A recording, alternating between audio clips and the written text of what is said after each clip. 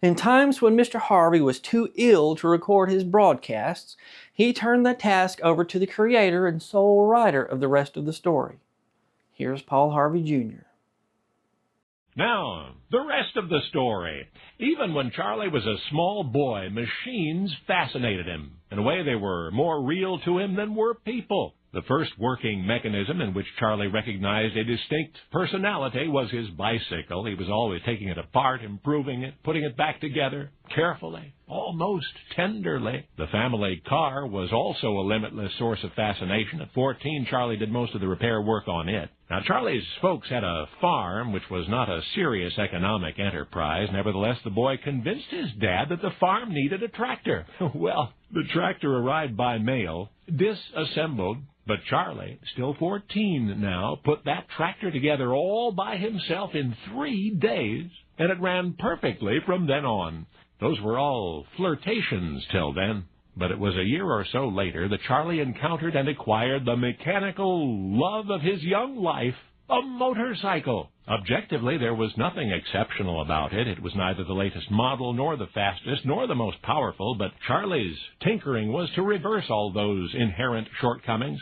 And in time, he was intent upon proving what that motorcycle of his could do. The one thing Charlie's classmates in school remembered about him was his motorcycle, the frightening speeds at which he drove it, and the daring stunts he performed with it. That Charlie never had an accident was all the more amazing to his friends, and all the more inspiring to him.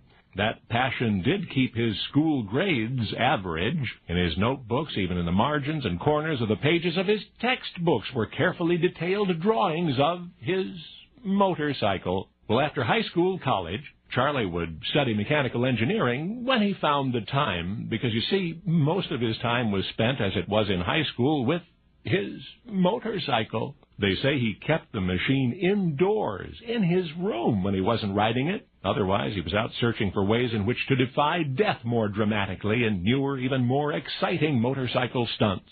His quest took him down steep hills, into hairpin turns, through impossible leaps. Calculating the centripetal and centrifugal forces involved, he would attempt only the most astounding exhibitions. He once even planned to ride his motorcycle down the 70-foot campus ski slope, into a jump, and onto a frozen lake. He regarded every opportunity to pursue danger as a personal challenge. And in that respect, Charlie never quite grew up. He did eventually outgrow his motorcycle, only to replace it with another machine, a machine which, according to Charlie, offered the ultimate thrill.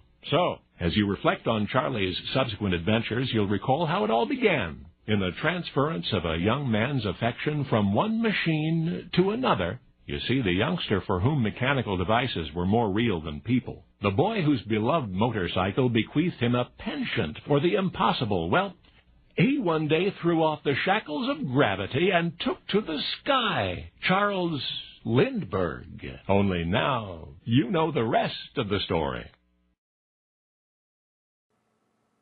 And now, the rest of the story. Charles Lindbergh has always been a hero of mine. Charles purchased this 1920 Excelsior motorcycle in Little Falls, Minnesota when he was just 18 years old. Like most drivers, when they reach that coming-of-age moment when they get their driver's licenses, Charles saw his motorcycle as a machine of freedom. Charles was certainly a tinkerer, mostly by necessity. You see, Charles went everywhere on his beloved motorcycle. While at the University of Wisconsin, Charles rode this motorcycle all over Wisconsin, to Camp Knox, Kentucky, even as far as Jacksonville, Florida. By modern roads, the trip to Jacksonville is over 1,200 miles one way. Most of the roads he traveled on in the 1920s were not what we would even consider roads today. They were mostly dirt paths made by horses and buggies. In 1921, Charles took a trip from Chicago, Illinois to Louisville, Kentucky on his Excelsior motorcycle. By modern roads, the trip's around 300 miles and would take us about 4.5 hours on Interstate 65. But the roads were so poor at the time that newspapers reported on Lindbergh's endurance feat and included this photo. Charles drove night and day. He repaired his motorcycle with the basic tools that he carried. The trip took him 24 hours. Charles Lindbergh had many nicknames. Charlie when he was younger, Lindy was popular. Slim was another one that made the newspapers. But one of my favorite nicknames for him was Daredevil Lindbergh. It just has that element of danger. Charles was fascinated by the thought of human flight, but he had not yet been close enough to an airplane to touch it. Charles was studying to be an engineer at the University of Wisconsin, which seems to fit his talents. But the urge to fly was just too great for him to resist. In February 1922, Charles dropped out of college to enroll at the Nebraska Aircraft Corporation's flying school in Lincoln, Nebraska. April 9, 1922 was a momentous day in history. April 9, 1922. On that day, Charles Lindbergh flew on an airplane for the first time. He was a passenger in a two-seater biplane trainer. Charles took flying lessons but was not allowed to fly solo, which is required to get a license. His teacher, Otto Tim, thought he was talented and knowledgeable enough, but to be allowed to take a solo in one of their planes, the student had to give the school a cash deposit in the amount equal to the value of the airplane. That way, if a student crashed an airplane, it'd be replaced. Charles didn't have enough money for the deposit. Charles Lindbergh's father, also named Charles Lindbergh, had been an attorney and had served for 10 years in Congress as a member of the House of Representatives from Minnesota. He certainly could have afforded to pay the deposit for his son, but I like to think that Charles wanted to do it on his own, wanted to be his own man, but the real reason remains a mystery. To earn enough money for the deposit, Charles got a job, but not just any old job. He went to work for a traveling barnstorming troupe as a wing walker and a parachutist. Barnstorming was a form of entertainment much like our modern air shows. Pilots performed a host of tricks to impress people with piloting skills and to show the sturdiness of early airplanes. As a wing walker, Charles performed all sorts of feats on or attached to the wings of airplanes while in flight. It sounds terrifying. These are some examples of wing walkers in action in the 1920s. Charles also performed parachutist tricks similar to those performed by skydivers at modern air shows. Finally, Charles had saved up enough money, but there was a problem. Winter was approaching. He had to hold off until spring. Finally, in May 1923, after only a half-hour flight with another pilot, Charles took his first solo flight. Rather than giving a flight school a deposit large enough to cover the cost to replace an airplane, Charles bought a World War I surplus Curtiss Jenny biplane for $500. Now, adjusted for inflation, that would be just over $9,000 in today's money. Not bad at all. After practicing for a week or so, he began barnstorming as a pilot of his own plane under the name of Daredevil Lindbergh. On March 19, 1924, after months of barnstorming, Charles began a year of military flight training with 103 other cadets at the United States Army Air Services at Brooks Field, San Antonio, Texas. When graduation approached in May 1925, only 18 of the 104 cadets graduated. Charles graduated first in his class. With World War I over, though, pilots weren't needed, so Charles returned to barnstorming and also became a flight instructor. His military training made him the perfect candidate to become an airmail pilot, a job he held until 1927. While Charles was in training at Brooks Field in 1924, Raymond Orteig renewed what became known as the Orteig Prize. You see, in 1919, Orteig promised a $25,000 prize for the first successful non-stop transatlantic flight between New York City and Paris, in either direction within 5 years. When the time lapsed, Orteig renewed the offer for another 5 years. Several pilots died trying to win the prize.